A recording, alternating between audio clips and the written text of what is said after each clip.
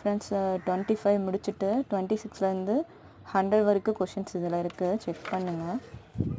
இது வந்து பார்த்திங்கன்னா ஏஇ எக்ஸாம் எழுதணும் இல்லைங்களா, அதோட எலிஜிபிளுக்கான தமிழ் கொஷின்ஸ் தான்.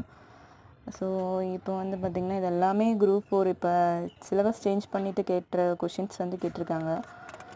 ஸோ கலைச்சொற்கள்லாம் வந்து கிட்டத்தட்ட 15-16 கொஷின்ஸ்க்கு மேலே இருக்குங்க. ஸோ எனக்கு தெரிஞ்சு ஒரு 4-5 கொஷின் தான் தெரிஞ்சது, 5-6 கொஷின் தான் தெரிஞ்சது. மீதி 7-8 கொஷின்ஸ் வந்து தெரியாத மாதிரி தான் இருந்தது. இதெல்லாம் நம்ம எங்கே தேடி படிக்கிறதுனே தெரில. இப்போ குரூப் 2 கொஷின்ஸ் எப்படி கேட்பாங்கன்னு தெரில.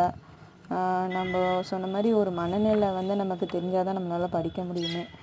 இப்படி வந்து ஆசோலேஷனோடு படிக்கவே முடியாது. புக்கெலாம் வந்து நம்ம கஷ்டப்பட்டு படிச்சுட்டு போய் எழுதணும்னா நமக்கு அதுக்கான ஒரு ரிசல்ட் கிடைச்சா நம்ம அதுக்கான ட்ரை பண்ணலாம். பட் இப்போ வரைக்கும் நான் வந்து புக்கே தொடலைங்க. இனிமேல் தான் வந்து குரூப் 2 படிக்கலான்ற ஐடியா இருக்குது. பட் இந்த கொஷின்லேயுமே வந்து அகர வரிசையெல்லாம் கேட்கலங்க, இலக்கண குறிப்பெலாம் கேட்கல.